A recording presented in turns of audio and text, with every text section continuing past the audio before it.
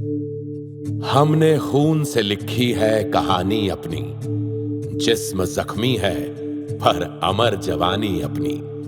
तिरंगा सिर्फ एक परचम नहीं है दोस्त, तिरंगा सिर्फ एक परचम नहीं है दोस्त, ये है जान से भी प्यारी निशानी अपनी। मेरे वतन की खुशबू, मेरे वतन का पानी, मेरे लिए है जन्नत मेरी ज़मीं सुहानी। कहानियों का मंत्रा के सुनने वालों को भारत के 79वें स्वतंत्रता दिवस की ढेर सारी शुभकामनाएं। और आज से कहानियों का मंत्रा में हम शुरू कर रहे हैं एक नई श्रृंखला, भारत की अमर वीर गाथाएं, इटर्नल स्टोरीज ऑफ वैलर। ऐसे ऐसे वीर योद्धाओं की कहानियां जो हमें आज भी इंस्पायर करते हैं। ऐसे लोगों की कहानियां जिनके बारे में आपने सुना तो था पर उन्हें कभी जाना नहीं था। वैसे आज स्वतंत्रता दिवस पर एक सवाल पूछता हूं, क्या आपने कभी सोचा है भारत की आजादी के संग्राम में सबसे पहला फ्रीडम फाइटर कौन था? हाँ, जानता हूं आप में से कई लोग मंगल पांडे कहेंगे। बात तो एक तरीके से सही है, लेकिन सच कहें तो ये फैक्ट उतना भी सही नहीं है। मंगल पांडे से पहले भी कई ऐसे लेसर प्रिविलेज्ड योद्धा हुए हैं जिनकी कहानियां इतिहास के पन्नों में कहीं धूल खा रही हैं। और आज इंडिया के इंडिपेंडेंस डे पर हम लेकर आए हैं 3 ऐसे वीरों की गाथाएं जिनके बारे में शायद आपने अपने स्कूल के सिलेबस में तो ना पढ़ा हो, पर उनकी कहानियां सुन के आपके रोंगटे खड़े हो जाएंगे। साल 1780, तमिलनाडु के शिवगंगा का महल। एक रानी अपने महल के द्वार पर बैठी, दोनों हाथों में प्रतीक्षा की माला पकड़े हुए अपने राजा की राह देख रही है।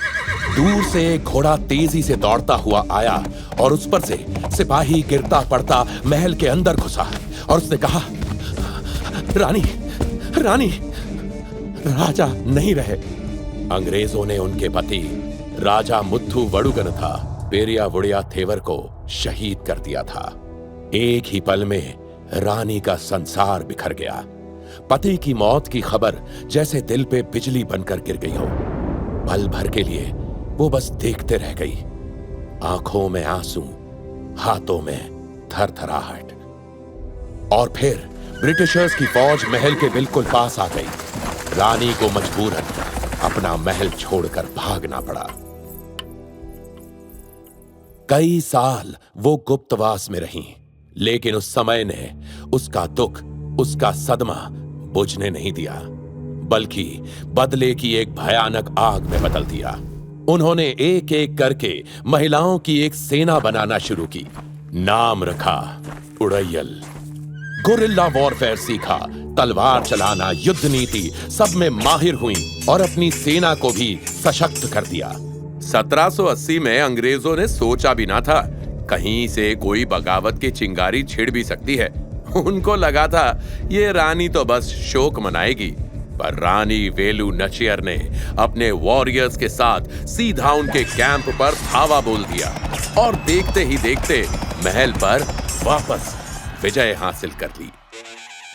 भारत की आजादी की जंग में रानी वेलु नचियार का योगदान हमेशा याद रखा जाएगा। और ये 1857 की क्रांति से 77 साल पहले की बात है, जब दुनिया वुमेन एम्पावरमेंट का मतलब समझ भी ना पाई थी। तब एक रानी ने औरतों की फौज लेकर अंग्रेजों को नाको चने चबवा दिए।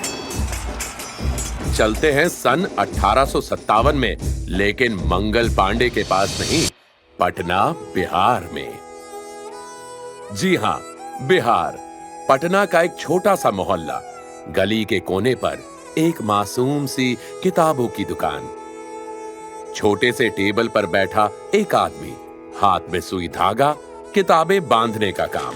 नाम पीर अली खान। दिन में वो सिर्फ किताबें बांधता था, लेकिन रात को वो आजादी के संग्राम का अध्याय लिख रहा था। भाईजान, ये पर्चा कोड में लिखा है, इसे जल्द से जल्द लखनऊ के क्रांतिकारियों तक पहुंचा दीजिए और उन्हें पटना के इस हिंदुस्तानी का सलाम देना। पीर अली खान अपनी किताबों के बीच अंग्रेजों के खिलाफ बगावत का संदेश छुपाता था और पुलिस की नाक के नीचे से हर किताब में एक क्रांति भेजता था।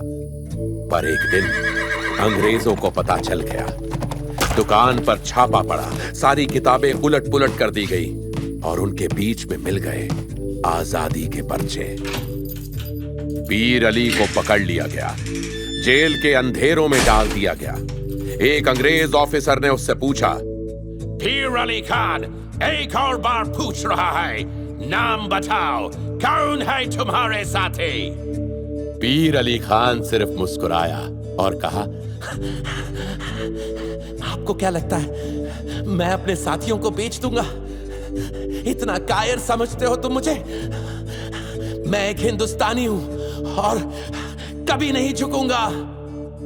बस फिर क्या था, फांसी का फंदा तैयार हो गया और पीर अली खान देश के लिए शहीद हो गए। और ऐसे ही एक किताबें बांधने वाले ने आजादी के संग्राम का ये खूबसूरत अध्याय लिखा। भारत के स्वतंत्रता दिवस पर आज कहानियों का मंत्रा में हमारे तीसरे क्रांतिकारी की कहानी, जिसके लिए हम चल रहे हैं सन 1831 में बंगाल की ओर। बंगाल, जहां से क्रांति की कई कहानियां सुनने को मिली, वहीं के एक गांव से है हमारी अगली कहानी। खेत में मिट्टी से लिपटा एक जवान, नाम टीटू मीर। नहीं, कोई रईस, कोई नवाब नहीं, सिर्फ एक गरीब किसान का बेटा, लेकिन दिल में एक तूफान। अंग्रेजों ने इंडिगो के खेतों में मजदूरों का खून चूस लिया था। जमींदार ने टैक्स का बोझ इतना बढ़ा दिया था कि टीटू ने कहा, बस अब और नहीं। और तब उसने बनाया एक बैम्बू का किला। जी हां, ठीक सुना आपने, लंबे लंबे बांस को जोड़कर एक किला बना डाला। एक ऐसा किला जो हवा के साथ झूमता लेकिन तूफान में ना टूटता। गांव के गांव उसके पीछे खड़े हो गए। कोई तलवार नहीं, कोई तोप नहीं, सिर्फ लकड़ी के बर्छे और आजादी का जुनून। अंग्रेजों ने भी सोचा, ये किसान हमें क्या रोकेंगे।